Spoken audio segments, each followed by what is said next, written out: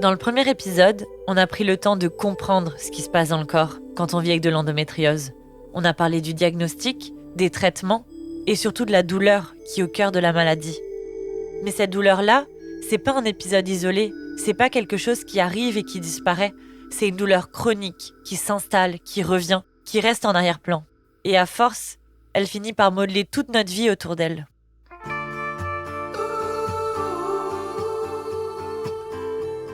Salut, je m'appelle Lia Ferranti et je suis atteinte d'endométriose. Si je produis ce balado, c'est pour qu'on comprenne ce que ça veut dire de vivre avec cette maladie qui touche une femme sur 10. L'endométriose, ça s'infiltre dans toutes les sphères de nos vies et c'est pour ça qu'il faut en parler. Pour ce deuxième épisode, on se penche sur les impacts de cette douleur sur la vie des personnes atteintes. On va comprendre ce qui se passe dans le corps et dans la tête quand la douleur elle devient une compagne quotidienne. On va entendre des témoignages et on va parler d'arrêt de travail, de perte de revenus, d'isolement et de tout ce qu'on essaie, parfois un peu dans l'urgence, parfois un peu désespérément, juste pour continuer à avancer. Au fond, la question elle est simple. Qu'est-ce que la douleur elle fait à nos vies et jusqu'où on est prêt à aller pour qu'elle s'arrête ? Une des particularités de l'endométriose, c'est la douleur chronique. Si t'as jamais vécu ça, c'est normal de pas trop comprendre ce que ça veut dire. Parce que c'est très différent d'une douleur vive ou ce qu'on appelle une douleur aiguë. Une douleur chronique, elle s'installe, elle revient, elle reste toujours en toile de fond. Et on a parlé de cette différence-là avec Marie-Andrée Lahaye, psychologue spécialisée en psychologie de la santé et en gestion de la douleur chronique. Elle nous explique ce qui se passe réellement dans le corps et dans la tête quand la douleur, elle devient une compagne du quotidien. La douleur, c'est vital, c'est important. Ceci étant dit, il y a une grosse différence à faire entre douleur aiguë et douleur chronique. Alors, douleur aiguë, c'est une sensation de douleur qu'on ressent suite à souvent quelque chose qu'on va savoir. C'est quelqu'un qui met sa main sur un rond de poêle allumé, on comprend que la douleur qu'il ressent, c'est en lien avec la brûlure sur la main. Elle est en fait utile, cette douleur-là, parce que elle a amené la personne à enlever la main du rond de poêle allumé et par la suite, elle va peut-être persister un certain temps, le temps que la main guérisse de la brûlure. Donc, éviter que la personne utilise la main ou le temps que la guérison se fasse. Quand on parle de douleur chronique, on parle d'une condition complètement différente. Là, on parle d'une douleur qui persiste au-delà de 3 à 6 mois. Souvent, la raison pour laquelle la douleur persiste est difficile à comprendre exactement. On ne sait pas exactement qu'est-ce qui amène la personne à continuer à ressentir des douleurs ou pourquoi elle ne répond pas au traitement non plus.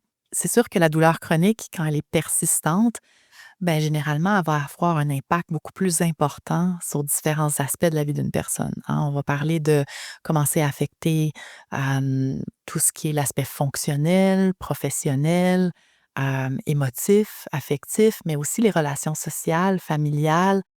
C'est exactement ce que vivent des millions de personnes atteintes d'endométriose. Selon un rapport publié en 2023 par EndoAct Canada, un organisme qui vise à susciter l'action gouvernementale sur l'endométriose au Canada, la maladie, elle fait perdre en moyenne 11 heures de travail par semaine.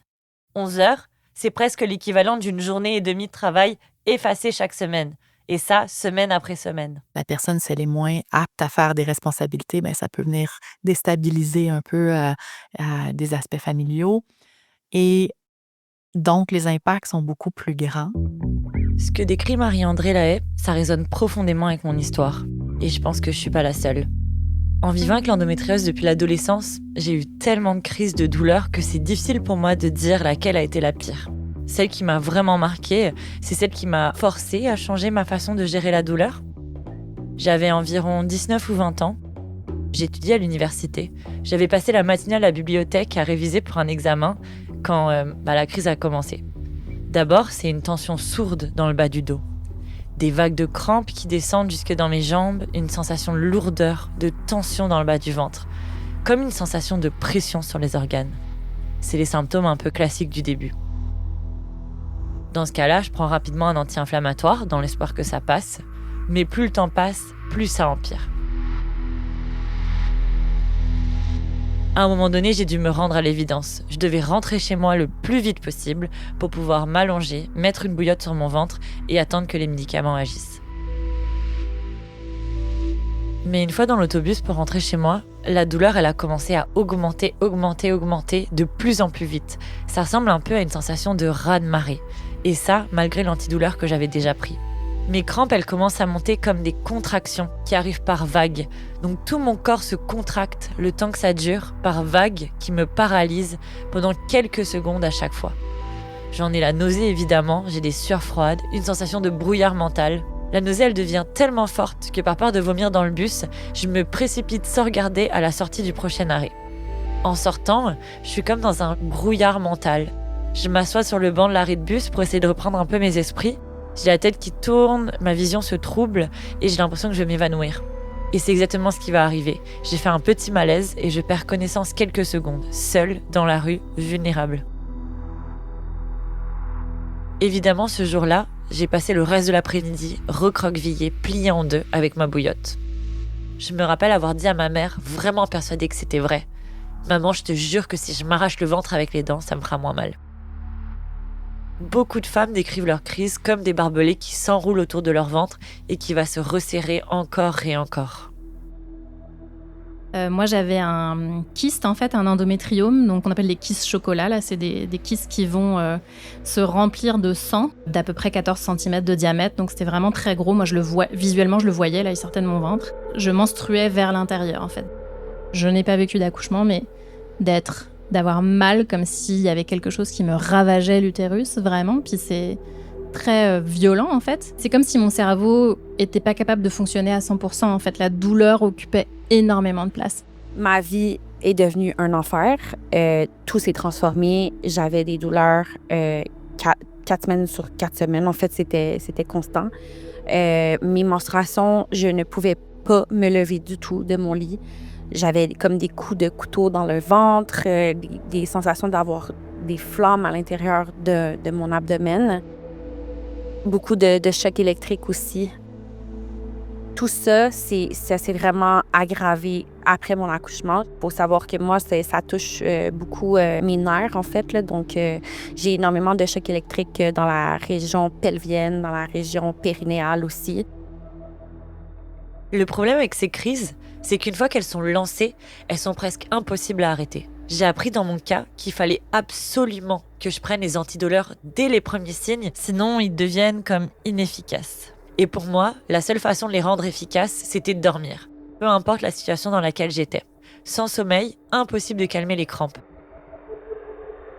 Pour les antidouleurs, moi j'avais souvent recours à l'automédication. Et ça, c'est un autre des problèmes, parce qu'on ne sait pas vraiment ce qu'on prend, et on risque d'en prendre de trop grosses quantités dans l'espoir d'apaiser la douleur. Ça peut aussi déclencher d'autres problèmes de santé.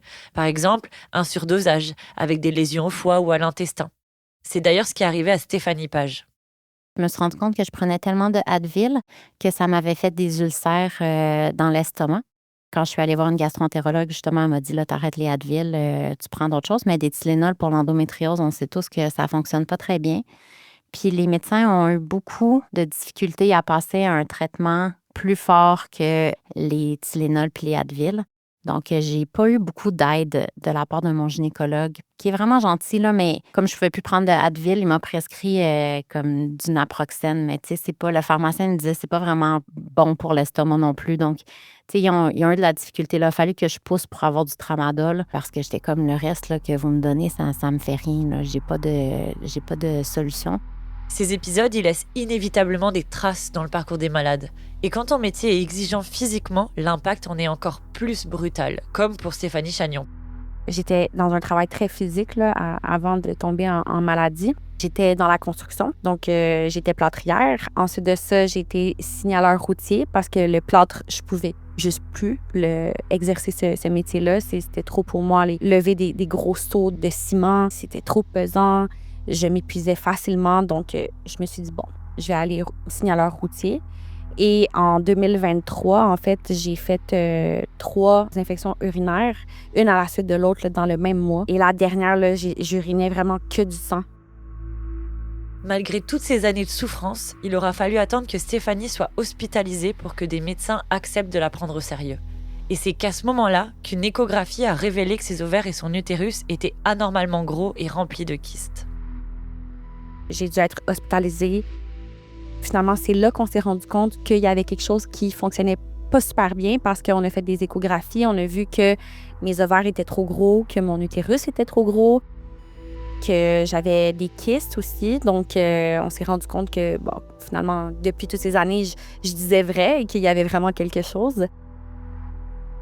Et c'est à partir de ce moment-là que mon médecin, après ça, quand il a vu ces images-là, il a fait une référence en gynécologie. Mais je veux dire, c'est depuis 2023 que je suis en arrêt de travail, en fait, parce que mon quotidien est trop impacté par toutes les douleurs, par tous les symptômes qui surviennent. Je suis retournée au travail ici et là, mais depuis avril 2024, je suis vraiment en arrêt de travail. Évidemment, il y a eu aussi mes lésions précancéreuses au col qui, ça, en a ajouté une couche. Et j'ai un trauma du passé aussi qui s'est malheureusement réactivé avec tout ce stress, avec tout ce chamboulement-là. Mais au quotidien, les douleurs, les symptômes, on a tendance à minimiser, à se dire « Ah, ça va passer, ça va être correct », mais on en arrive à un stade de la maladie que ça passe plus, en fait. Quand la douleur, elle t'empêche de travailler, ça montre une autre dimension du problème.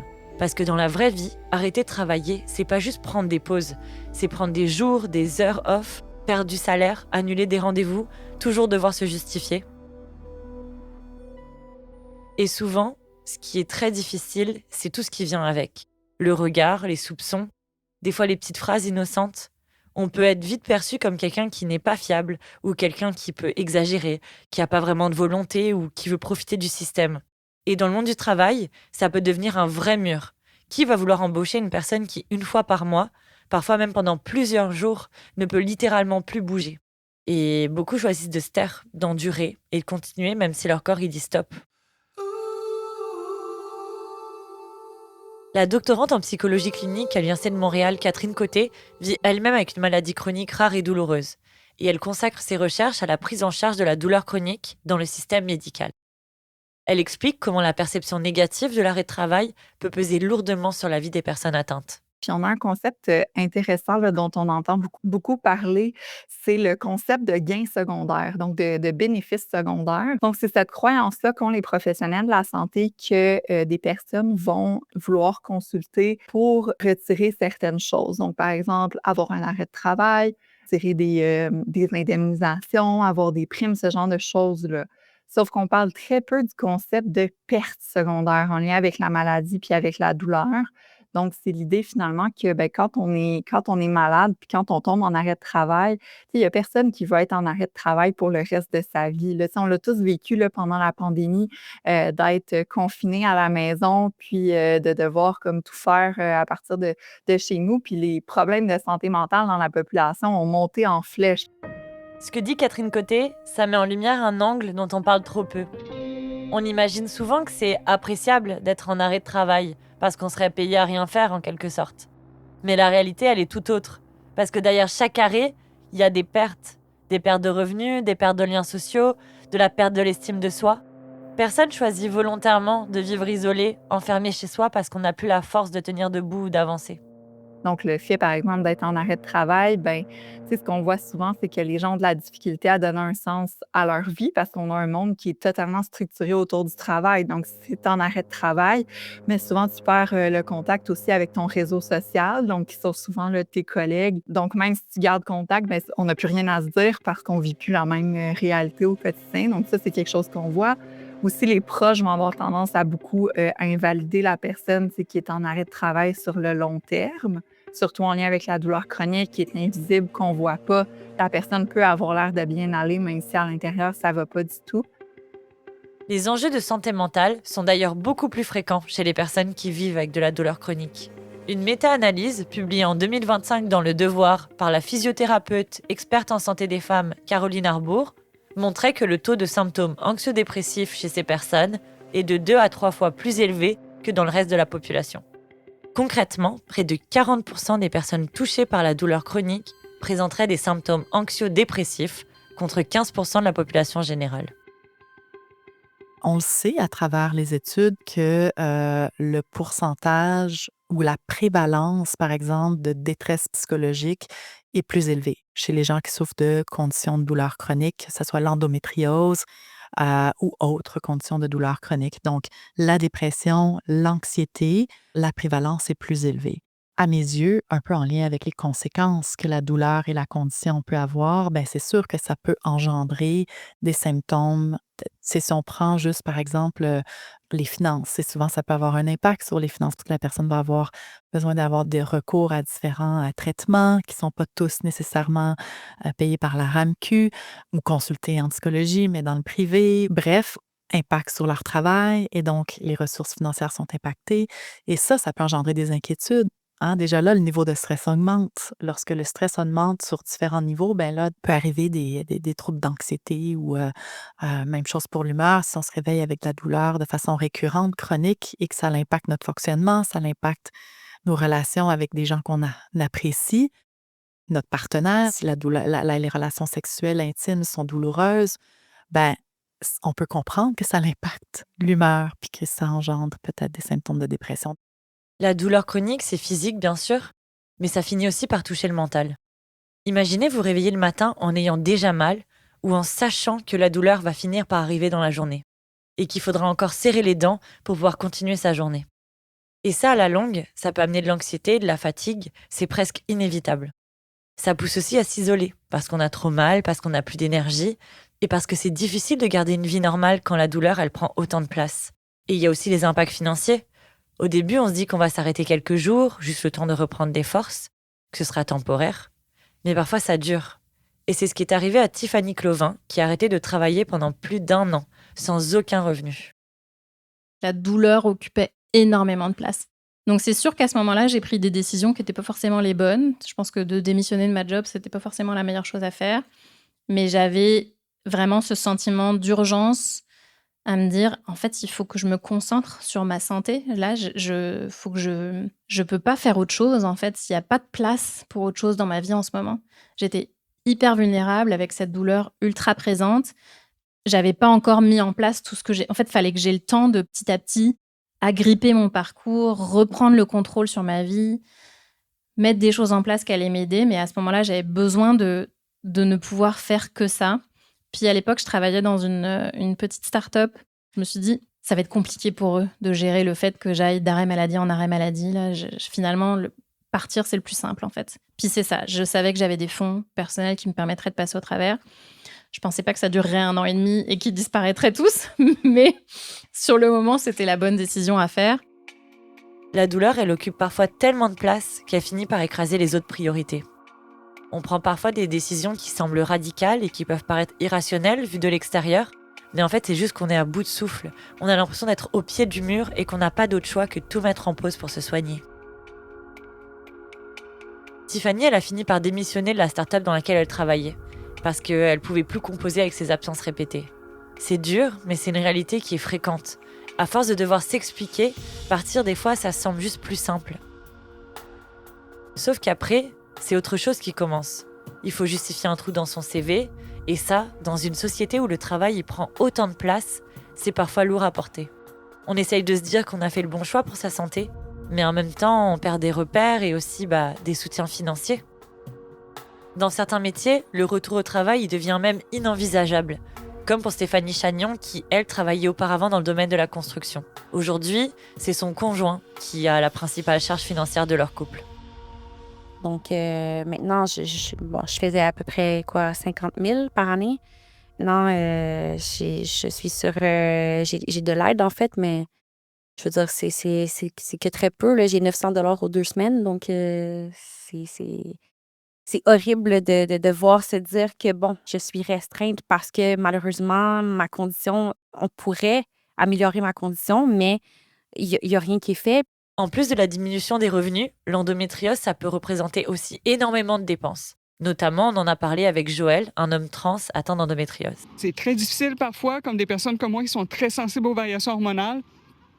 Il y a des traitements génériques qui sont couverts par l'assurance maladie, mais dès que ça ne fonctionne plus, puis qu'on doit aller vers des traitements plus spécialisés, par exemple de l'Elagolix, qui n'est pas encore couvert, que c'est des 250 $ par mois, ça serait bien de reconnaître parfois que c'est pas comme one size fits all dans les solutions médicaments et de permettre de couvrir plus largement les besoins pharmaceutiques.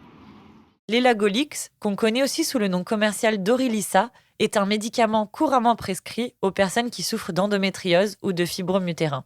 Ça permet de bloquer la production d'œstrogènes et de réduire les symptômes. Et ce genre de traitement, il coûtait entre 250 et 400 $ par mois en 2025. Mais en plus de ça, beaucoup de personnes atteintes se tournent vers des méthodes complémentaires pour tenter de gérer la douleur, comme l'ostéopathie, la physiothérapie, l'acupuncture ou la naturopathie. Et ça a d'ailleurs été mon cas, comme celui de Stéphanie. Ça revient très cher, globalement non, mais par séance en ostéopathie, moi, c'est ce qui me fait le plus de bien, c'est l'ostéopathie. Et c'était 125 par séance. Donc, il y a ça. La physiothérapie, j'ai été quand même chanceuse dans ma malchance parce que j'ai été prise en charge à l'hôpital. Donc, parce qu'en fait, j'ai un autre problème là, avec mon périnée et tout. Donc, on m'a référé avec la RAMQ.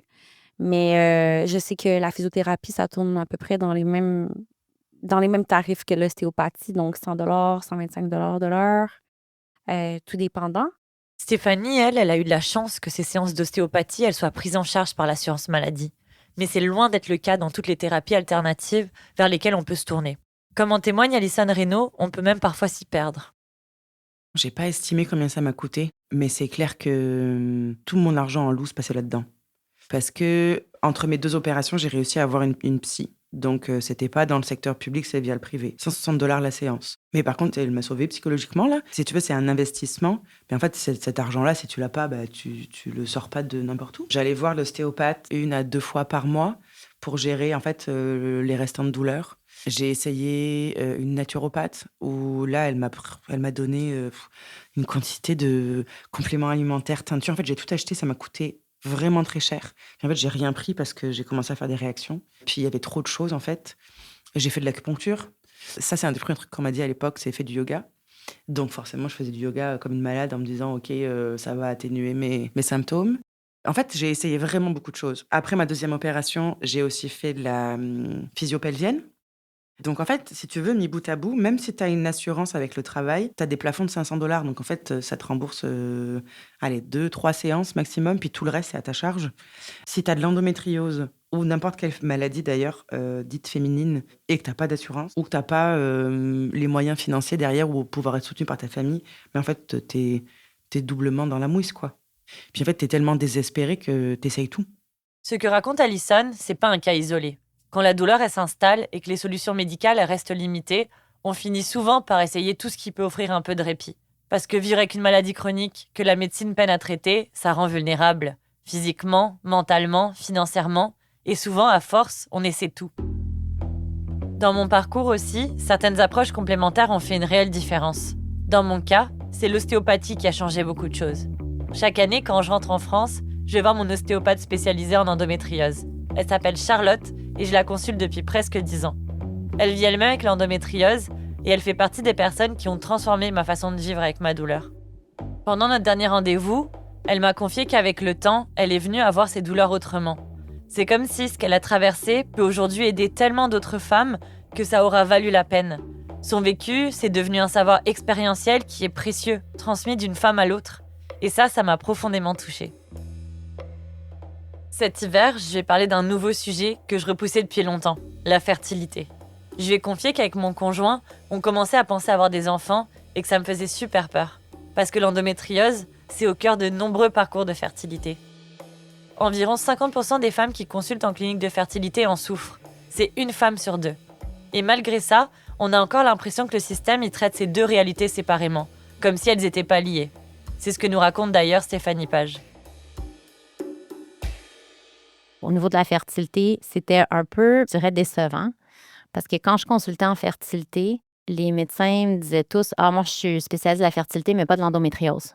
Puis là, j'étais comme, ben, ça va ensemble, selon moi. Tu sais, comme 50% des femmes qui font de l'endométriose sont infertiles. Fait que, tu sais, il faudrait que tu connaisses un minimum ça, mais j'ai pas été traitée différemment en fertilité parce que j'avais de l'endométriose. Pour Stéphanie, traiter son endométriose et avoir un bébé, ça s'est vite transformé en course contre la montre. J'ai rencontré mon mari, j'avais 35 ans, donc un peu plus tard que la moyenne. Mais à 37 ans, je suis tombée enceinte tout de suite, aussitôt que j'ai arrêté la pilule contraceptive. Donc, dans ma tête, je me disais, waouh, finalement, j'ai peut-être pas l'endométriose parce qu'on sait que c'est relié à l'infertilité. Donc, je me disais, ça a été vraiment plus facile que je pensais. Malheureusement, j'ai perdu le bébé à 10 semaines. Donc, il y avait une malformation. Donc, le fœtus avait arrêté de croître. Mais, tu sais, en dedans de moi, je me disais, ça a été tellement facile que ça devrait comme recommencer sous peu. Donc, j'avais comme arrêté la pilule 1 mois avant de tomber enceinte. Donc, là, j'avais arrêté la pilule pour de bon. Et puis là, c'est là que tous mes symptômes ont vraiment commencé, mais fois 1000. Fait que j'ai vraiment beaucoup aussi diminué mon sport et je ne suis pas retombée enceinte. Finalement, à 41 ans, là, je me dis, bon, ça ne fonctionne pas. Là, fait qu'il faut vraiment faire quelque chose. Et petite parenthèse, on nous dit que les traitements de fertilité au Québec sont payés jusqu'à 42 ans, mais c'est complètement faux. C'est entièrement payé jusqu'à 40 ans. Et jusqu'à 42 ans, ils remboursent de 40 à 42 ans, ils remboursent juste une petite partie des frais. Si Stéphanie n'était plus couverte par l'assurance maladie publique pour ses traitements de procréation médicalement assistée, c'est parce que l'âge limite pour débuter les traitements de PMA est de 41 ans moins un jour et 42 ans moins un jour pour un transfert d'embryon. Donc, à 41 ans, malheureusement, je n'étais plus couverte par les assurances du Québec. Donc, j'ai fait 2 traitements d'insémination intra-utérine au privé. Malgré tous ces essais, aucune grossesse n'est arrivée à terme pour Stéphanie. Les médecins lui ont alors proposé une nouvelle collecte d'ovocytes, autrement dit, un nouveau prélèvement d'ovules pour tenter une autre FIV. Mais cette fois, elle a dit non. Puis le médecin en clinique de fertilité m'a juste dit, on va faire une autre collecte. Donc ça, c'est un autre 15 000 du coup. Et puis là, je me suis dit, non, je vais pas faire ça si je comprends pas pourquoi c'est la cause de mon infertilité. Dans le fond, durant ce moment-là, j'ai vu à peu près 10 gynécologues qui m'ont fait 20 examens gynécologiques assez invasifs. Puis à chaque fois, je demandais, est-ce que j'ai de l'endométriose? Puis on me disait toujours, c'est pas grave, ça changera rien à ton traitement. On voit pas vraiment rien sur l'échographie endovaginale, donc on peut pas vraiment le dire. Je suis retournée à mon gynécologue et j'ai pleuré parce que là, de toute façon, je pouvais plus, moi, endurer mes règles. Fait que j'ai dit, fais quelque chose, arrache-moi l'utérus, là, comme j'en peux plus de mes règles. Puis là, il m'a proposé d'aller faire un IRM. Donc, j'ai envoyé ma requête à environ 5 hôpitaux. Ça, c'était en novembre dernier. J'ai fait au moins 2 suivis à chaque hôpital. À ce jour, je n'ai reçu aucune même réception d'attestation qu'ils ont reçu ma demande ou mon courriel à aucun de ces hôpitaux-là. En mai 2025, Stéphanie n'avait toujours pas reçu d'accusé de réception des demandes d'IRM qu'elle avait envoyées 6 mois plus tôt. On entend souvent parler de ce genre de dysfonctionnement du système de santé et c'est d'autant plus une source de stress quand l'horloge, elle tourne. Donc, je suis allée au privé. J'ai pas perdu de temps. Là. Après 1 mois, je me suis dit, j'ai aucune réponse de aucun de ces hôpitaux-là. Donc, je m'en vais au privé. Donc, j'ai fait un IRM au privé. Ça m'a coûté 1 000 remboursé par mes assurances. Puis, c'est là que, quand j'ai reçu le rapport, c'était une endométriose profonde, donc un stade 4. J'en avais partout, là, donc j'avais des atteintes aussi à mes intestins. Mon utérus était, comment je pourrais dire, était un bloc avec tous mes autres organes autour, donc c'était vraiment un stade avancé. Donc, ça expliquait beaucoup de choses, disons, de mes douleurs, de l'infertilité. Donc, j'étais comme soulagée à ce moment-là, mais aussi, j'étais très fâchée d'avoir passé les 20-25 dernières années à demander des réponses à jamais en avoir. Puis si j'avais pu être traitée avant, peut-être que je ne me serais pas rendue jusqu'au stade 4. Grâce à ce diagnostic d'endométriose profonde, Stéphanie peut alors demander à être suivie dans la clinique spécialisée en endométriose, EndoCare, au Centre universitaire de santé McGill. Cette clinique, elle a ouvert ses portes en 2023 et elle prend seulement en charge les stades les plus avancés de la maladie, sur recommandation d'un médecin. Donc, j'ai demandé à mon gynécologue de faxer la forme. Là, ça prend une forme de requête faxée par un gynécologue ou, j'imagine, un médecin de famille. Donc, ils ont faxé la forme à McGill. Puis là, c'est là qu'on a commencé à faire des suivis parce qu'on voulait être sûr qu'il avait reçu la forme, on voulait être sûr qu'on était sur la liste d'attente. Puis, à chaque suivi, ils nous disaient « Oui, tout est beau, vous êtes les prochains sur la liste. » Puis, à un moment donné, on a fait un suivi, mon mari puis moi. Puis là, ils nous ont dit « finalement, il manquait une page dans le fax que votre médecin a envoyé, donc vous n'avez pas passé le triage, vous devez recommencer le processus. » Et là, j'étais au bout de ma patience et de mes ressources. J'ai un peu pété ma coche. Puis là, j'ai regardé dans les autres options. Les options à l'extérieur du pays pour la chirurgie. Pour vous donner un peu de contexte, Stéphanie Page, elle travaille dans le domaine médical et pharmaceutique. Elle a donc une expertise qui lui permet de mieux comprendre la littérature scientifique sur le sujet. En lisant la littérature scientifique, je me suis rendu compte que pour un stade 4 avancé comme ça, vraiment le gold standard, c'est la chirurgie d'excision. Donc, c'est vraiment une chirurgie spécifique. Il n'y a pas beaucoup de gens qui le font au Canada ni au Québec. Donc, je pense qu'il y a 2 centres au Québec là, qui font la chirurgie d'excision. Les listes d'attente sont incroyables. Donc, j'ai regardé pour aller au privé et à l'extérieur du pays. Pour obtenir cette chirurgie, on lui annonçait encore un délai de 8 mois à 2 ans, selon les priorités des salles d'opération.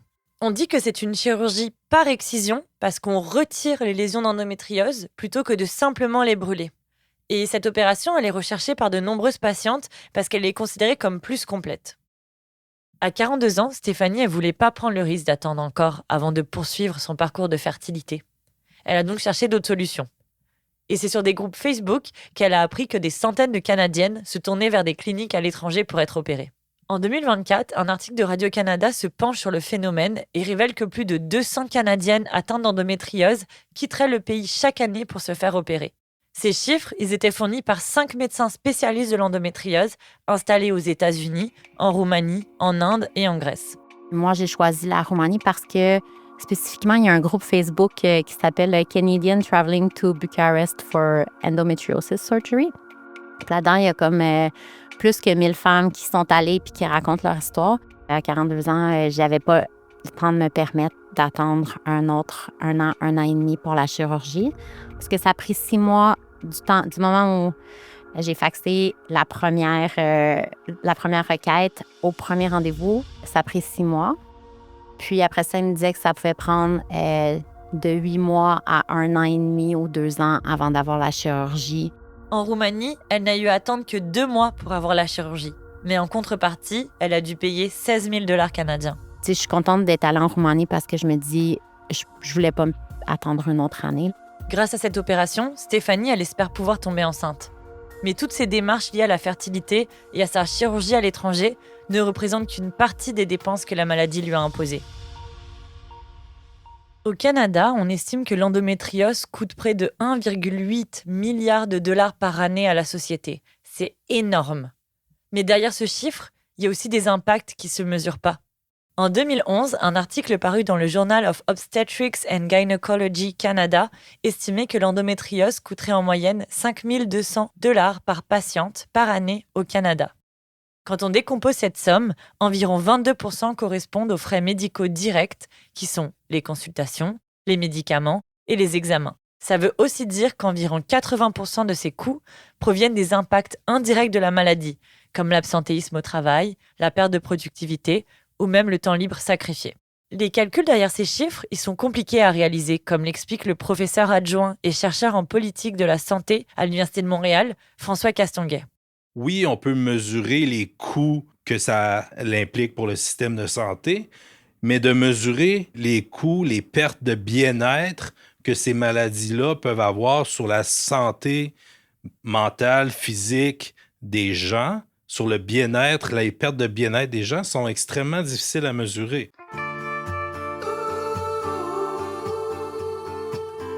À force de raconter tout ça, je réalise une chose.